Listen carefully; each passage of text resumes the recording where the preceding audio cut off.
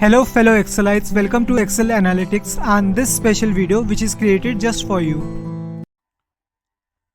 Hello everyone, आज हम बात करने वाले हैं एक बहुत ही पावरफुल और छोटे से फीचर के बारे में जो आपको डेटा ट्रेंड्स और पैटर्न्स दिखाने में हेल्प करेगा। जी हाँ, आज हम बात करने वाले हैं एक्सेल में स्पार्कलाइंस के बारे में। तो कभी-कभी ऐसा होता है आपको अपने डेटा में ट्रेंड्स और चेंजेस को दिखाना होता है, लेकिन आप पूरा चार्ट बनाना नहीं चाहते, तो ऐसे में स्पार्कलाइंस काम आती हैं। ये एक मिनी चार्ट होते हैं जो एक ही सेल में फिट हो जाते हैं और आपके डेटा के ट्रेंड को एक क्विक ग्लांस में समझा देते हैं। ये परफेक्ट होते हैं जब आपको अपने सेल्स या ग्रोथ का क्विक व्यू चाहिए without taking too much space. तो चलिए एक्सेल के अंदर स्पार्कलाइंस क्या होते हैं, सबसे पहले इसे डिफाइन करते हैं, यानी कि स्पार्कलाइन की डेफिनेशन को सीखते हैं। एक्सेल के अंदर स्पार्कलाइंस एक मिनी चार्ट होते हैं जो एक ही सेल में फिट हो जाते हैं और आपके डेटा के ट्रेंड्स या पैटर्न्स को विजुअली रिप्रेजेंट करते हैं।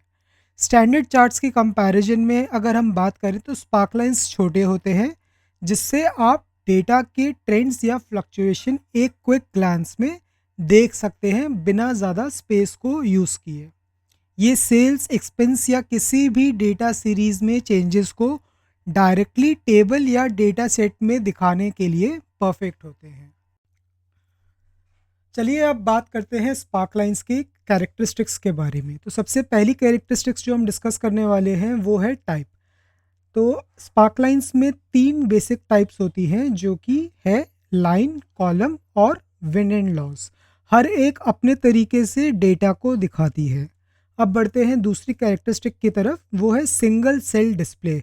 हर स्पार्कलाइन एक ही सेल में रहता है जिससे शीट ऑर्गेनाइज्ड और क्लीन दिखती है। तीसरे कैरेक्टरिस्टिक की बात करें तो वो है डायनामिक अपडेट्स। डेटा अपडेट होते ही स्पार्कलाइंस भी ऑटोमेटिकली एडजस्ट हो जाती हैं, जिससे आप ट्रेंड्स रिप्रेजेंटेशन हमेशा करंट रख पाते हैं। चौथा और आखिरी कैरेक्टरिस्टिक जो हम डिस्कस करने वाले हैं वो है कस्टमाइजेबल। आप स्पार्कलाइंस के कलर्स, मार्कर्स और स्टाइल को कस्टमाइज कर सकते हैं ताकि स्पेसिफिक डेटा पॉइंट्स को हाईलाइट कर सके या अपनी नीड के हिसाब से उसे मैच कर सके।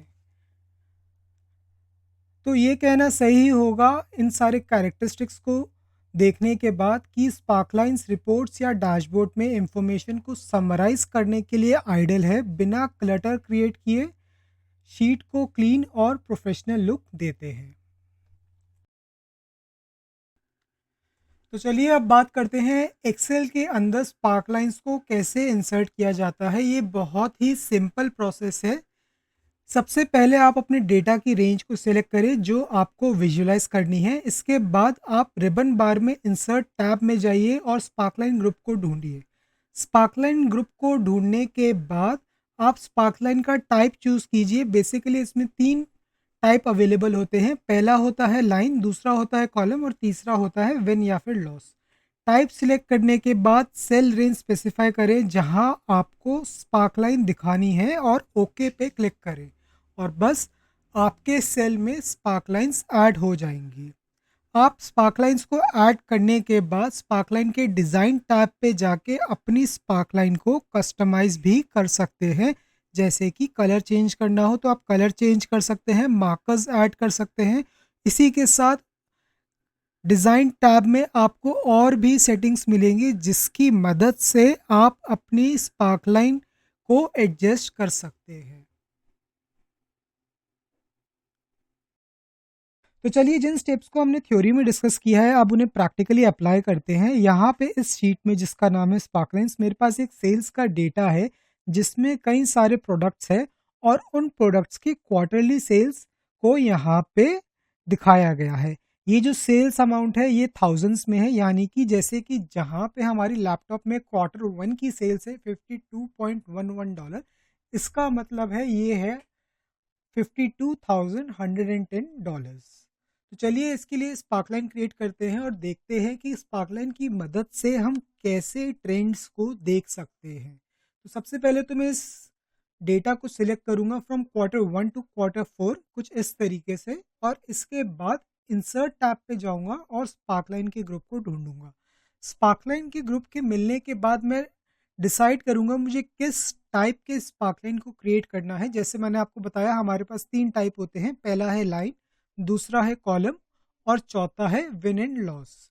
तो इस केस में मैं लाइन स्पार्कलाइन का यूज़ करूंगा। तो चलिए इस पर क्लिक करते हैं और जैसे ही मैं इस पर क्लिक करूंगा क्रिएट स्पार्कलाइन का डायलॉग बॉक्स पॉप ओपन होके हमारे सामने आ जाएगा, जिसमें से सबसे पहला ऑप्शन जो है वो है डेटा रेंज का, जो कि हमने ऑलरेडी सिलेक्ट कर ली है और वो इसमें रिफ्लेक्ट कर रही है, जो कि है D6 to G20, यानी कि Q1 के फर्स्ट सेल से लेके Q4 के लास्ट सेल तक।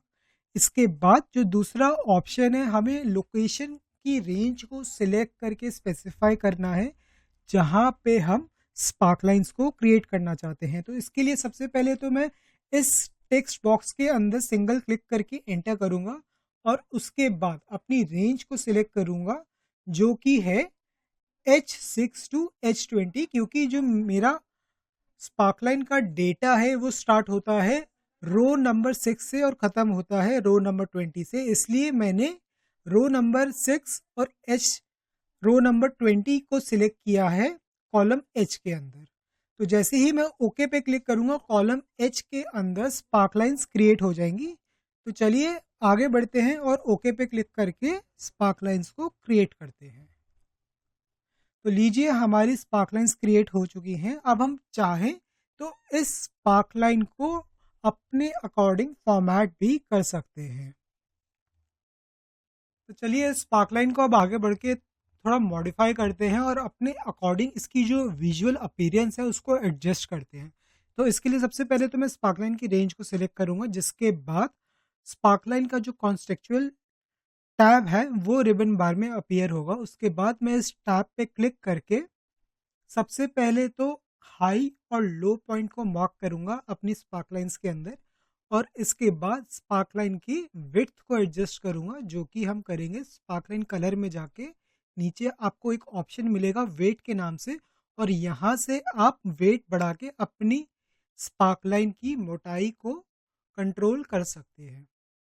तो चलिए स्पार्कलाइन को थोड़ा सा और उसकी जो विड्थ है उसको इंक्रीज करते हैं कुछ इस तरीके से। तो लीजिए हमने अपनी स्पार्कलाइन को अब अपने अकॉर्डिंग विजुअली एडजस्ट भी कर दिया है, जो देखने में अब काफ़ी पहले से ज़्यादा अच्छी लग रही है।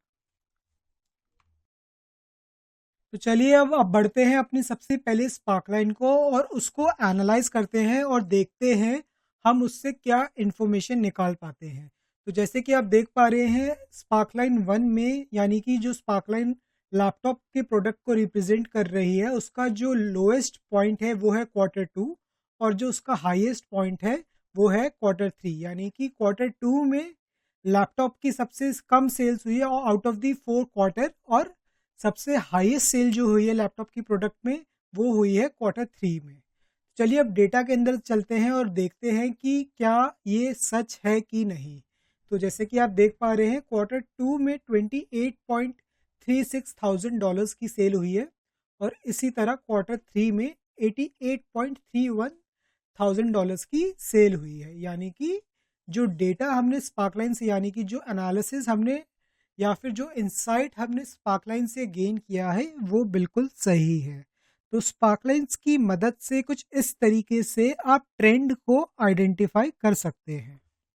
चलिए अब एक और स्पार्कलाइन को एक्सप्लोर करते हैं एक्सेल के अंदर। तो सबसे पहले उस स्पार्कलाइन को एक्सप्लोर करने के लिए हम अपनी डेटा रेंज को सिलेक्ट करेंगे कुछ इस तरीके से और इसके बाद हम जाएंगे इंसर्ट टैब पे और स्पार्कलाइन के ग्रुप से टाइप 2 यानी कि कॉलम स्पार्कलाइन को सिलेक्ट करके उस पर क्लिक करेंगे लाइक दिस।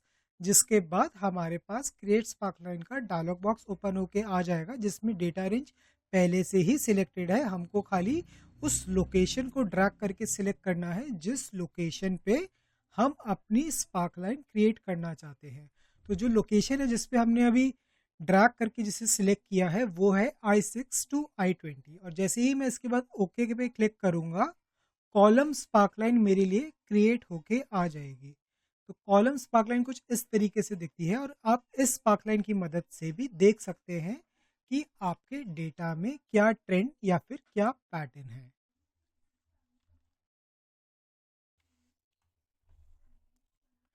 लास्ट में हम बात करेंगे कि स्पार्कलाइंस क्यों इतनी ज़्यादा यूज़फुल और गेम चेंजिंग है।